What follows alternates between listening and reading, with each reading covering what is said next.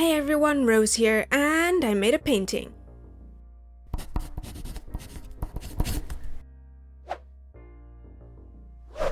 For those of you on the Discord, or who've been following me on Twitter, you'll probably have seen that I redesigned my Sona rose a while ago. I have not really made any artwork with the new design though, except for one small sculpt which I've been using as a profile picture. And that's mostly because I've been working on a whole bunch of 3D commissions, which you guys would have seen if you've been watching my more recent videos. So, as a bit of a change of pace, I decided to make a bit of a personal painting. But before we get on to that, one really quick announcement. Since the channel just hit 5,000 subscribers a few weeks ago, I'm doing a special live stream to celebrate. It's gonna be next Thursday, and I'll be drawing people's requests, so definitely be there. A bit more information on that later in the video. But for now, on to the painting. I started the process by making tiny little thumbnail sketches. I already had a relatively decent idea of how I wanted it to look, which was Rose leaning against a tree and drawing, but I wasn't quite sure about the exact pose and composition. So making tiny sketches is a nice way to properly visualize the idea and get a better feel for how everything is gonna look in the end. Once I was happy with the basic sketch, I duplicated it around and tried some different colors on it. I messed around with several different ideas, but eventually landed on a kind of summery foresty scene, kind of similar to some of the ones I've done in the past. At some point in the future, I'm gonna mess around with some different kinds of background scenes, but for this one, I wanted to just hang out and take a break from complicated art stuff, so I stuck to something that's more in my comfort zone. While working out the composition for a piece like this, the most important part are the light and dark values, so it's really useful to grab a layer, set it to color, and fill it in with some kind of gray. That way you can check out the values of your painting and make sure everything looks right, even in just black and white.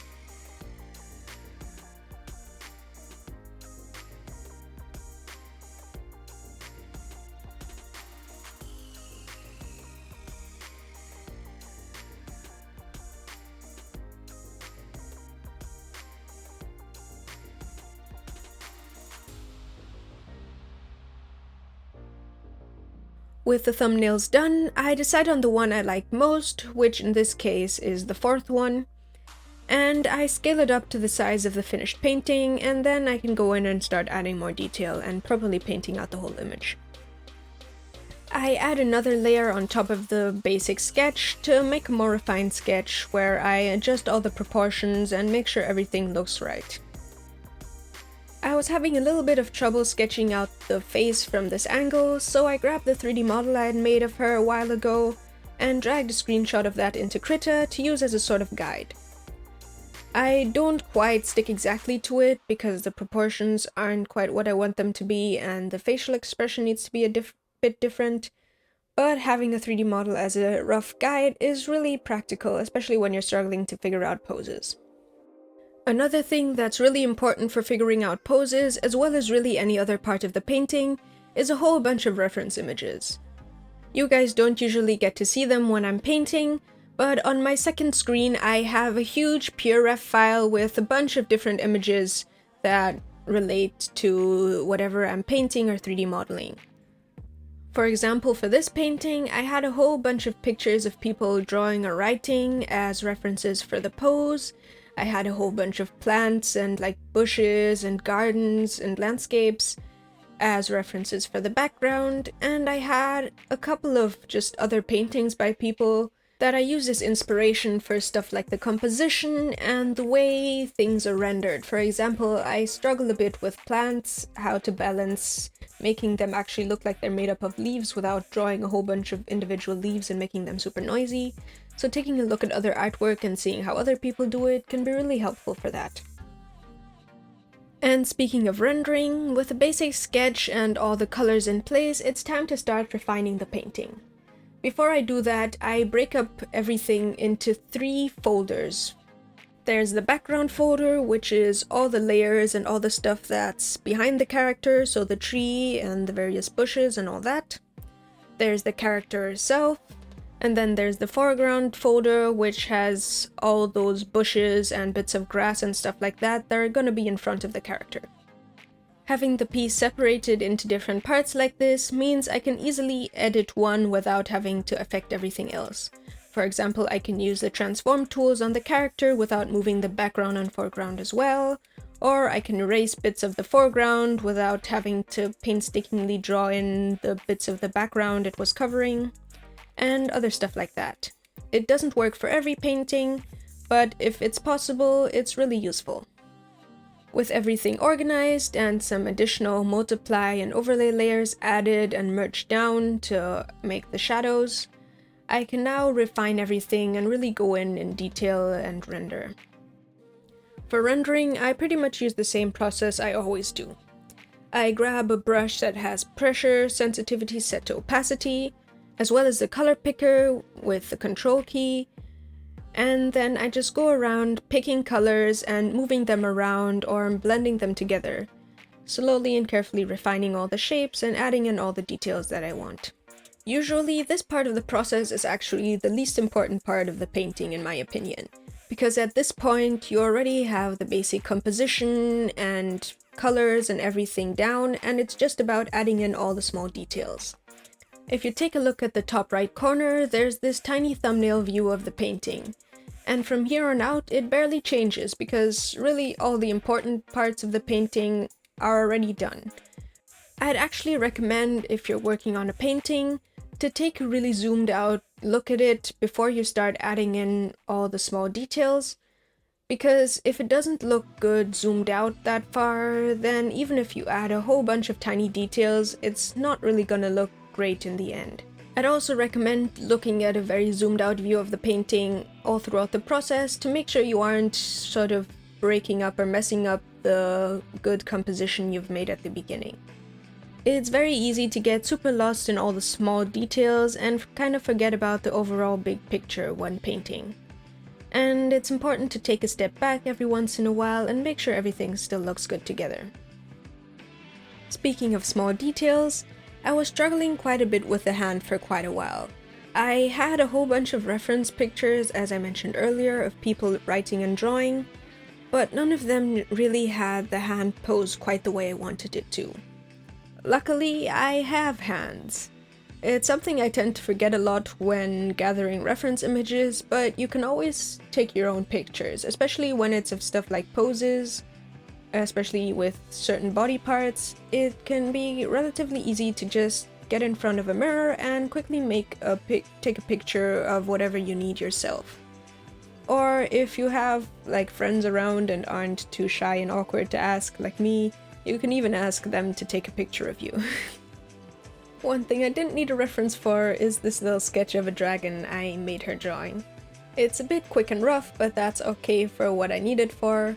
I just painted it on a flat plane and then carefully moved it around using the perspective transform tool and made it fit the sketchbook I had drawn. One of the things I really enjoy about digital painting, instead of like traditional painting I guess, or even sketching, is how easy it is to make bigger changes to parts of your painting. You can relatively easily use the select and transform tools to change the pose around or add in small details, especially when you've managed your layers properly. I use that a lot when adjusting the proportions and sort of pose of a character, because once you've gotten into rendering, I found you tend to find some like issues or things that are kind of off that you hadn't noticed before. Another thing that it's good for is all the sort of layer effects you can use.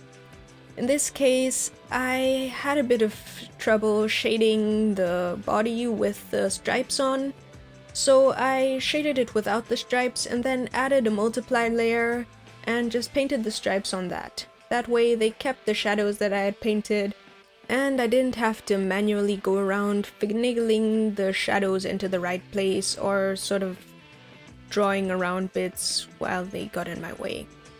At this point, the character herself is already quite detailed, but doesn't really fit into the background quite yet.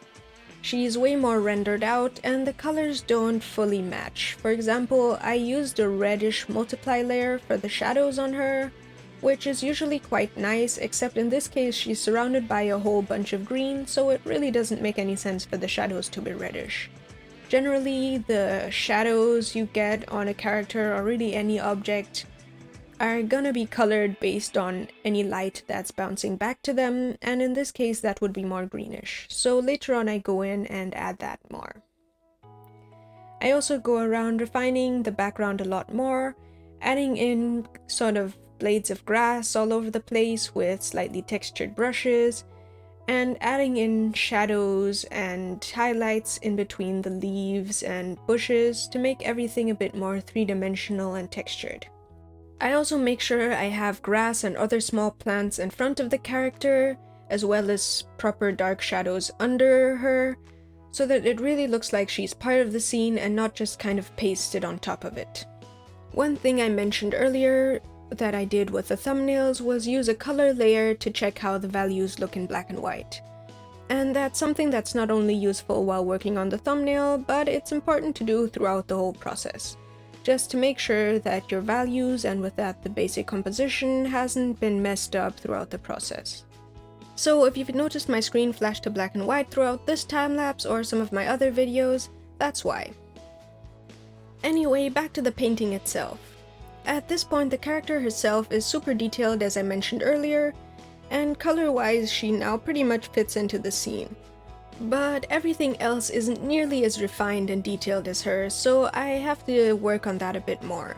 Since it's the background and not the focal point of this image, obviously it doesn't have to be quite as detailed, but it still shouldn't fully stick out compared to the character, and it shouldn't have like weird just blobby bits of color and part of the sketch just kind of sticking through. It all has to sort of fit together at least.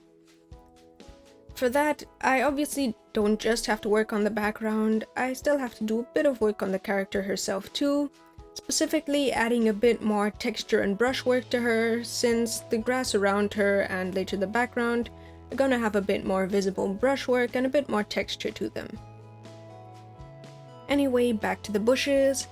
I realized looking at most of my other artwork that I haven't truly drawn like detailed bushes and just plants in general much in the past.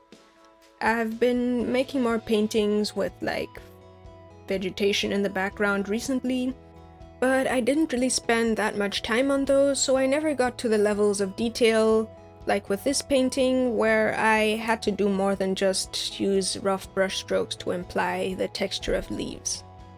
For reference, I spend about 8 hours on most of my paintings, and this one took me almost 16. So I had to mess around and find a style of painting vegetation that worked for me. Eventually, the workflow I used was pretty much how I approached most paintings, which is starting with the overall basic shapes and the lights and shadows, and then slowly going in, adding a bit more texture, and then finally painting in a handful of individual leaves here and there, especially kind of around the boundaries between lights and shadows, and around the silhouettes of the bushes themselves. And I'm pretty happy with the result. It doesn't feel overly noisy, and it didn't end up taking really long, but it still definitely feels like a bunch of leaves as opposed to just one unified kind of clump. I also added in some extra trees and bushes into the background to just fill everything up, but the further back I went, the less contrast I have in there and the less detail, so I just have very rough brush strokes to imply the leaves rather than the level of detail I go into with the main bushes in the background as well as the foreground later on. I used this pretty much the same workflow for the foreground as I did for the background, but I added in a bit more contrast and some like extra individual leaves to just make it feel like it's a bit closer to the view, so you have a bit more of a detailed like picture, I guess, of the bushes. Next, I add in a bunch of flowers to the foreground. And despite the fact that I want the foreground to be a bit higher contrast than the background, it still shouldn't be as high contrast as the middle where the character itself is, since that's the focal point. So I make sure that everything's a little bit dulled down and desaturated like it's in the shade. And now the final part of this image that needs work is the roses themselves. I can't have my character Rose sitting in a garden without roses. That would be unacceptable. So I go around carefully adding roses to all the rose bushes, like I had them in the original sketch. I hadn't added them in while painting the bushes themselves because I wanted to focus on one thing at a time and not get overwhelmed. I gave each bush a different color of roses because I quite like all the varieties, even though my character only features red ones. I used very loose brushstrokes for the roses, first to just add in the flat basic color, and then to go in with a few slightly darker sort of rings in them, and then a few lighter ones to imply the petals, sort of. There's no need to go super in-depth and into detail on all of them since they're just background elements and they aren't the focal point. Finally, I do a bit of color correction just to make sure that the character is properly the focal point, and I add in some rays of light just to make the whole thing a bit more interesting. Though I also quite like the version without, so I'm keeping them both. Anyway, with those last few tweaks done, here's the final result. I'm really happy with how this painting turned out, and I really enjoyed the process for it. I think it's my favorite painting of plants I've made so far in general, though that's not really hard because I haven't painted that many plants. But still, it was fun. Also, I'm really happy with this new design of Rose. It's the first really full big artwork I've made of Rose in general, outside of a couple of portraits that I used as profile pictures, and I like this version a lot more than most of my previous ones. She turned out a lot more fun and interesting, and a lot more unique. The old versions were always just kind of a tiger with relatively normal tiger colors and some rose elements. This one really combines rose and tiger together really well, and I'm super happy with how she had turned out. At some point in the future, I'm gonna make a 3D model of her, and I need to make new sprites for my videos, since currently I'm still using my old sprites. And now for the announcements. Like I mentioned earlier in the video, I hit 5,000 subscribers on the YouTube channel, and I also hit 1,000 followers on Twitter, which is pretty cool. And to celebrate, I'm gonna be doing a live stream. If everything goes as planned, the live stream is going to be on Thursday, the 16th of September at 7 PM Central European Summer Time. And it's going to go on for probably 3 to 4 hours, depending on how everything goes and how many people show up. Throughout the stream, I'm gonna be hanging out and chatting, as well as joining people's requests and suggestions. You can either leave your suggestions in the live chat here on YouTube, or if you want me to draw a certain character and you have an image of them, you can leave that image on Discord in the stream request submissions channel, or on Twitter, where I'm gonna be making a post announcing the live stream, and you can reply to that with an image of the character you want me to draw.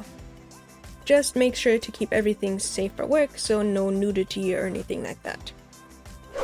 If you have any questions about the live stream or the artwork I made in this video, feel free to leave them in the comments below. I read all the comments and I'm happy to reply. If you enjoyed the video, feel free to leave a like and subscribe and all that, and maybe check out one of my other videos to the right. If you'd like to see more of my art or maybe get a commission from me, I've put links to all that in the description below. And I've also put a link to the Discord server. Anyway, I hope you have a nice day and see you all next time.